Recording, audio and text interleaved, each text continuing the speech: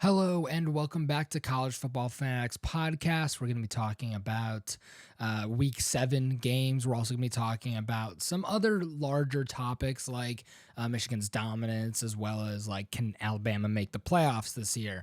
All this is going to be up right after this intro. See you guys soon.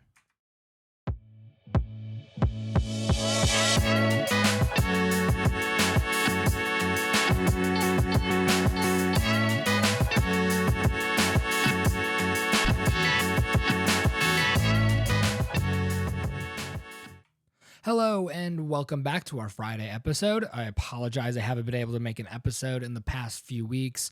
I've been really busy with school and I just recently played soccer, so we've been in the middle of our soccer season. So it is a really big thing, and it's been taking some time away, and I just haven't had time to make this with my schoolwork and everything like that. So, but I am back. This is our Friday episode for Week 7. We're gonna preview a couple of games. Some of the really fun games, and I'm really excited for Oregon and Washington, but we'll get to that in a minute. I want to first get to just some of the games that I think that are going to be some fun to watch this weekend. So the first game is going to be Tennessee Texas A&M. I don't think Texas A&M is going to win, but Tennessee has been pretty good against most of its opponents, so it should be a fun game to watch. But again, I expect Texas A&M to really to pretty much lose. Tennessee is surprisingly, in my opinion, a -3 favorite currently. I think it should be higher than that, but you know, what can you say? They're playing at Neyland Stadium, so I don't know why it isn't higher than that, but it should be. And the over/under is 54.5. Obviously, Texas A&M is 4-2, and Tennessee is 4-1. But I think Tennessee plays higher brands of football than Texas A&M does. Next up is going to be the USC Notre Dame game. I really think Notre Dame is going to win this game because I think Notre Dame plays much better defense than USC has seen. And I think that that's going to make a huge difference because USC has not looked like the all-and-out favorites that some commentators and some people were thinking they were going to be like. I was listening to some people in the beginning of the season who thought USC was going to go all the way this year. They were going to win a national championship. But they haven't played defense to the level that you need to win a national championship, and they really haven't played offense against some of their more recent opponents that you need to also to win a national championship. That Arizona game really went kind of down to the wire, and it was a tough game for USC, and I don't like that they basically played Arizona, who's 3-3, who's a 500 team. Basically to the last few minutes of the game. It really is not, it's not a good look for USC. Notre Dame obviously lost to Louisville. They obviously lost to Ohio State. So Louisville, I think, is a much better team than people had previously thought, but and I actually haven't talked about them at all in the podcast previously, but Notre Dame is also, I think that Ohio State game was really a letdown, and it carried over to that Louisville game to some extent as well. Miami, North Carolina. Miami does not deserve their number 25 spot. Not in any way, shape, or form are they a top 25 team, in my opinion. Maryland deserves their top 25 spot way over Miami. Way over Miami. But of course, Maryland's going to get rubbed. And Miami is going to get what it is because Miami is, for some reason, sticks in people's minds as, you know, a comeback team of the year. It's not. I don't think Mario Cristobal has done a really that great of a job currently in Miami. This is just year 2, so it couldn't get better. But I think if next year it doesn't get better, then Miami's going to have to look at a couple of different things. They don't look like a top 25 team. And then the last game that I want to point out is NC State versus Duke. NC State's a good team. They are. You can't look at it and say, this is not a good team. Yes, they lost to Marshall. Yes, I can't remember who their other loss was, but yes, they lost. They lost to Louisville. So this isn't like a game that you should just count out. Louisville's a good team. Marshall, in my opinion, is also a good team. They have Cam Fancher, and they also have their running back, Rashawn Ali. So both are good players. Rashawn Ali, in my opinion, is a top 3 or 4 running back in the NCAA right now. In my opinion, he should probably go between the 3rd and 4th rounds. He is a really, really good running back. Duke is also a very good team. Riley Leonard is questionable for this game. The last I heard, I think it's doubtful he'll play, but we'll see what happens with that. If he comes out, then I think Duke has a real chance of beating NC State. If he doesn't, I think that NC State is a pretty good bet to beat Duke. So the line on that game is currently Duke -3, and the over-under is 44. So it's predicted to be a fairly low-scoring game. UCLA and Oregon State. Sorry, one more. UCLA and Oregon State are playing each other. They both have one loss. Oregon State's 5-1. UCLA is 4-1. And UCLA is the visitors that are going to Beaver Stadium in Oregon. And Oregon State's favored -3.5. And the over-under is 54.5. But I don't think you should count out UCLA. Even, the bettors aren't even counting them out, even though it's a 3.5 game. UCLA is still a good team. They're not as good as they were last year, not by any stretch of the imagination, but they're still a talented team with a lot of pieces in that offense. Dante Moore, their freshman quarterback, has shown some of his freshman mistakes, but he's played pretty good football. He currently has, I think he's like 1,900 passing yards. He has 1,100 passing yards. My mistake. But he's pretty good. And then DJ Uiagalelei, who transferred to Oregon State. I don't think the hype is really there in the way it should, but I think this is going to be a game where quarterback matters far more than almost any other position on the field. I don't think either of these teams can just hand it off to a running back for them to run away with this game. Indiana goes to Michigan. Michigan's a 33-point favorite. Georgia goes to Vanderbilt. Georgia's a 32.5-point favorite. Ohio State, Purdue. None of those games are going to be particularly close.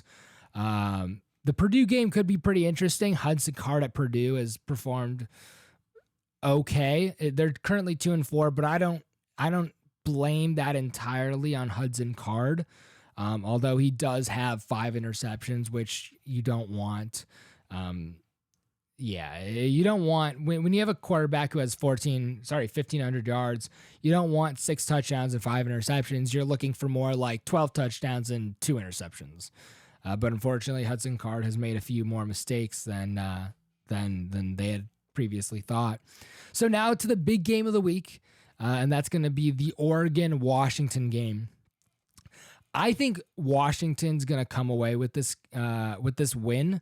I think their defense is better than Oregon's, in my opinion. This is just from me looking at it and going, okay, the eye test, it passes my eye test higher than Oregon does. Although I will say Oregon had a phenomenal start to the game in against Portland State. Obviously, they won 80-0, which was a ridiculous score. But I still think Michael Penix Jr. is a better quarterback than Bo Nix. I think Michael Penix is a pretty high Heisman favorite. He's got 2,000 yards on the season. I want you to listen to these three stats. He's got 2,000 yards, 1,999 yards, 2,000 yards. He's got 16 touchdowns and 2 interceptions. An 8-to-1 touchdown ratio is a really, really good ratio. That you can't ask for much better. But this game's being played at Washington at Husky Stadium in Seattle. Surprise, surprise! It's going to be cloudy in Seattle. Who would have thought Seattle is going to be cloudy? That's a joke, by the way, but bad one, but it's a joke. The line is Washington -3, and it's going to be a fairly high scoring game according to ESPN with a 67 over under is what the line is currently, the over under is currently set at. So next up, I want to talk about some of the reasons behind Michigan's dominance and kind of what is going on over there in Ann Arbor. I've been to several of the games this year.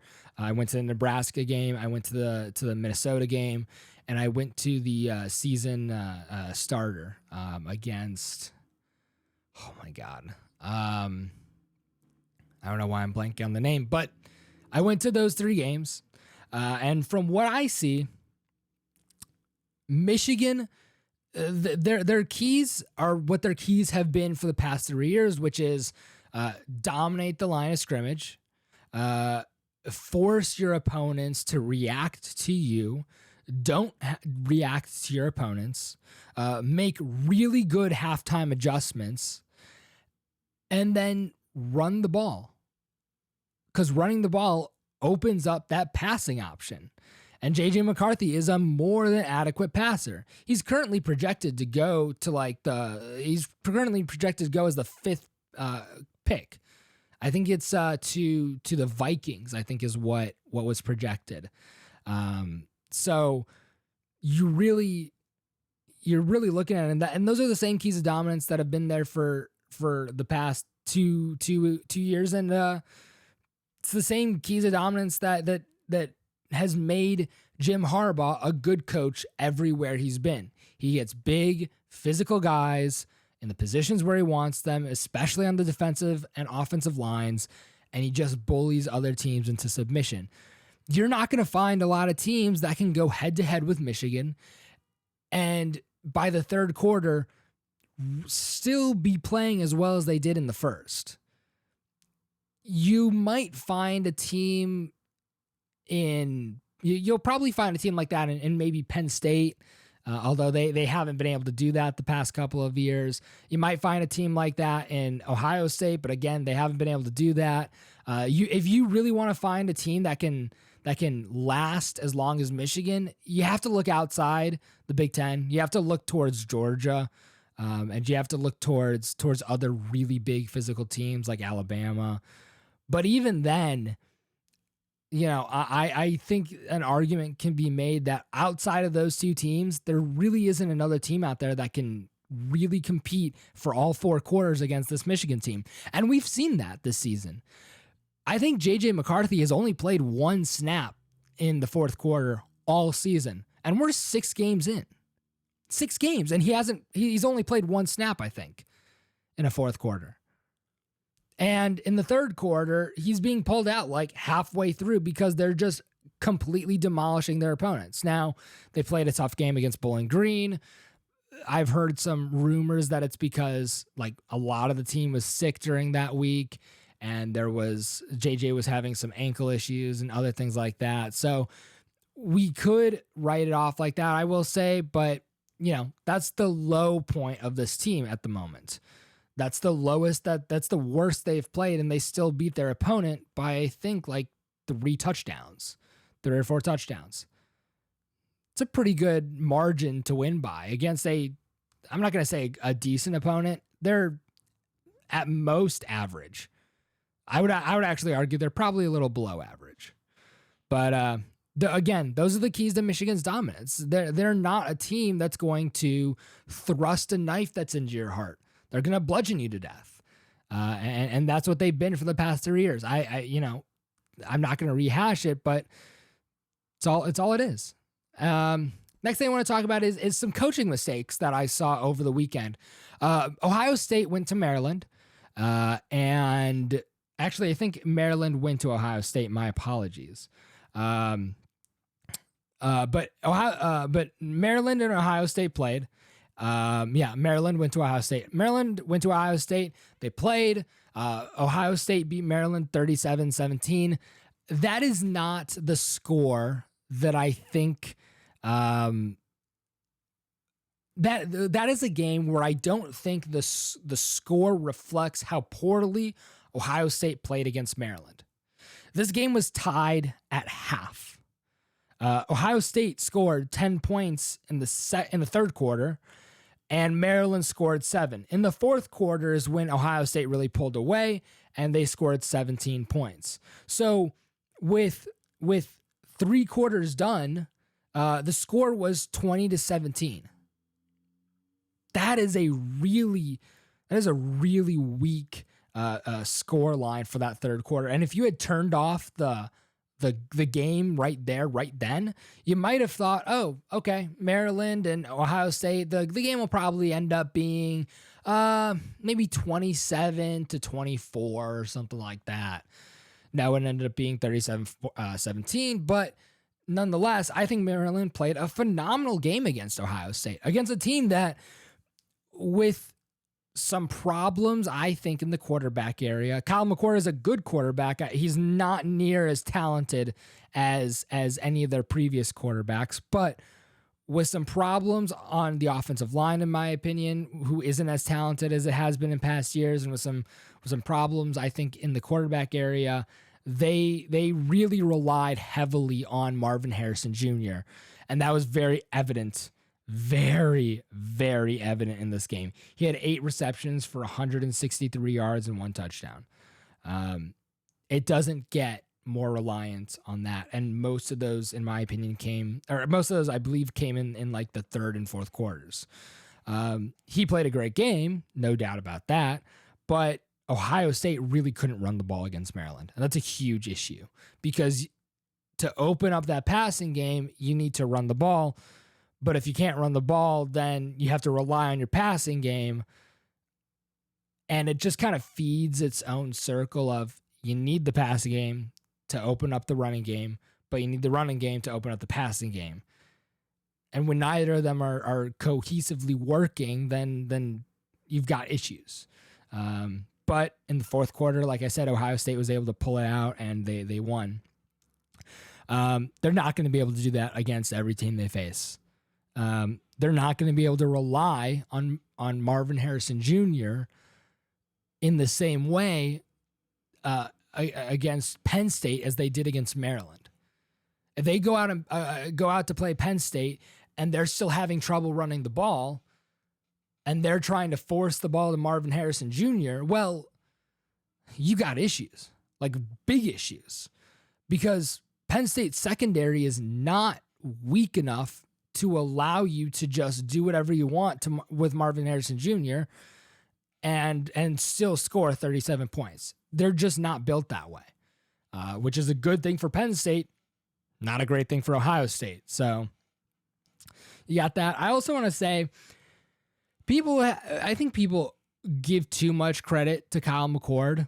And I don't think people give enough credit to Marvin Harrison Jr. I think Marvin Harrison Jr. is the best non-quarterback player in the country. Again, my opinion, hot take maybe, I don't know. But he, in my opinion, is the best non-quarterback player in the country. I'm not saying I'm making this connection, but if you have a great receiver, anybody throwing the ball to them looks like a great quarterback. It really does. Like, if you have Randy Moss out there, I could be throwing the ball, and Randy Moss would look like I would look like the best quarterback in the world throwing to Randy Moss. That is what I think is happening here to Ohio State with Kyle McCord and Marvin Harrison Jr. I think Marvin Harrison Jr. is so good that he's making catches that aren't expected entirely of him, and he's running his routes and doing things that aren't entirely expected of him, but he's making Kyle McCord look good in comparison. And I really think that once he's gone and Kyle McCord is alone out there at Ohio State, I think that we're going to really see. I think we're really going to see what Kyle McCord is made of. Now, at that point, Kyle McCord might have progressed enough that he doesn't need Marvin Harrison Jr. But until we see it, we don't know that that's what's going to happen, because we saw what happened against Georgia in the semifinals last year. Marvin Harrison Jr. was knocked out of the game, and Ohio State struggled. They lost their best receiver by far, and their other receivers couldn't entirely cope with that situation.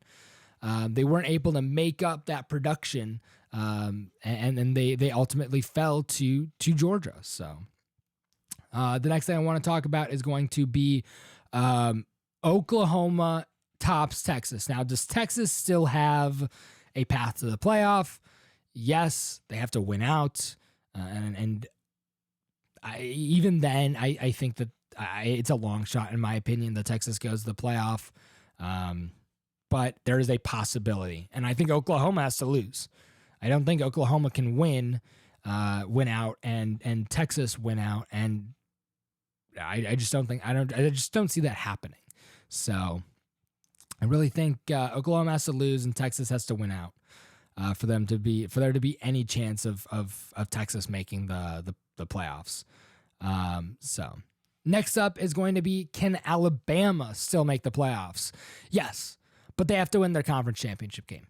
It's going to be like 2 years ago, where Georgia and Alabama play in the conference championship game. Alabama beats Georgia.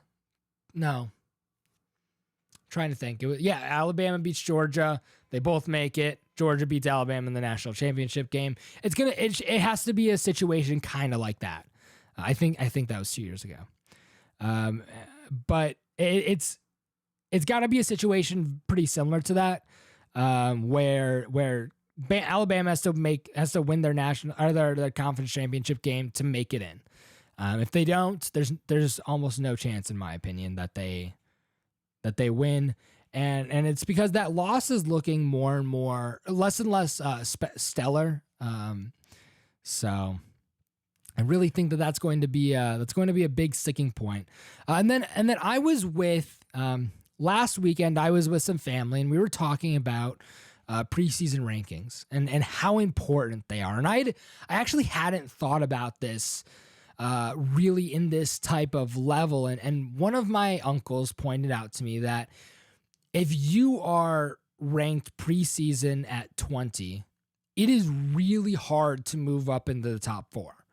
It's very, very difficult because supposedly those 4 teams are the best in the country, and usually they do pretty well. Usually they either go undefeated or maybe they have one loss, but they usually do fairly well. So it's not an easy way. There's no easy path of moving up. It's not like it was in the BCS era, where I don't want to say it was easy to move up, but it was slightly easier. It wasn't easy, but it was slightly easier. And you could make, meaningful bowl games, even though you might have been 6 or 7. If you're 6 and 7 nowadays, the bowl games really don't matter. I mean, they do if you're that player, and if you're playing the Rose Bowl or something like that, they do.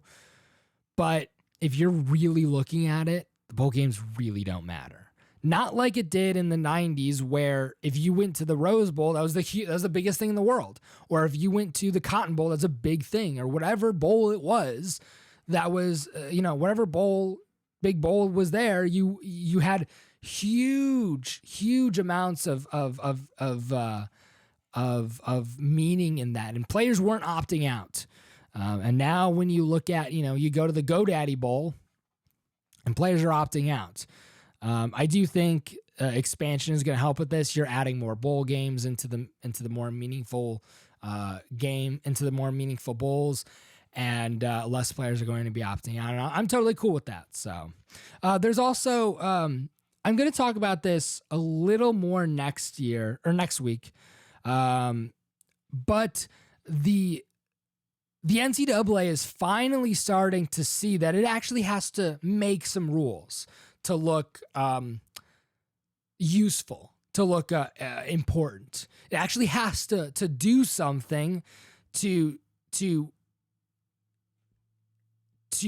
show its worth as an organization. And it's starting this in NIL. Now, they should have done this 10 years ago, and I've already ranted about how awful the NCAA is. And so we can get that out of the way. The NCAA is a terrible organization. I hate them. I shouldn't say I hate. Sorry. I strongly dislike the NCAA. But what they're doing now is they're starting to say, okay, we need to get this NIL stuff, not NCAA, NIL. We need to get this NIL stuff under control, and we need to figure out what's even going on, because nobody has any clue what's going on with NIL. It is the wild, wild west. Whew, okay, so they've got a big task in front of them. They're like, okay, man, all right. So we're going to do what the NFL does. If you want to pay our player, if you want to pay the NCAA's players, if you want to pay the school's players, the teams and their different things, you have to join associations. So if you want to be an agent, you have to join an association that I don't want to say license, but says, okay, this agent's not going to take advantage of his clients. He's not going to be a terrible person. He's not going to be like, okay, so 50% of the money that you as a player receive is going to go to me as my agent fee. He's not doing that. The association wouldn't allow that. Then there's going to be, I believe they said there was going to be like a players association and a school association. So like they're all going to have to negotiate with each other at times, which I very much enjoy. I like a lot. I like that idea. The NCAA is finally doing something to step in, and I'm going to go more in depth about it. I'm going to read more about it and see, the specifics. But I'm really excited about that because it shows that the NCAA is finally saying, maybe we should take a step here. Maybe we should do something. This isn't going away, so why not? So finally doing something. Great. And then the last thing that I want to talk about is Tez Walker. We talked... how long ago was it? It was a while ago, about North Carolina's Tez Walker and how he wanted to move closer to home because of some mental health reasons, and how the NCAA wasn't allowing him to transfer home and play a second season at his home transfer. I didn't like it, but that's what they were saying, and I was like, I'm not okay with that. I wasn't, and I'm still not. But the NCAA came out, I think it was like last Friday, and they said, you know what? We're going to allow Tez Walker his eligibility to play. Great. It's halfway through the season. What? He's played 7 games, really? But they're doing it anyways, so I'm okay with that. But that's going to be it for this episode. I thank you guys for watching. I know this episode wasn't as heavy in the information load. I didn't have as much time as I would have liked to prepare, but I thank you guys for watching anyways. And I think we touched upon some really awesome things. This episode also had to be a little bit more condensed because I have some other things going on that I have to get to today, and I can't just spend the entire day recording or the entire day researching. But I do thank you guys for watching. We are on Spotify under the College Football Fanatics Podcast if you want to listen to us there. If you do listen to us there, please drop a review. It would be greatly appreciated. If you're listening to us on YouTube, please drop a like and a comment down below. And I really thank you guys for watching. It has been it's been a privilege to really do this, and I really hope that you guys continue to watch. So I will see you guys in the next episode. Thank you and have a great day.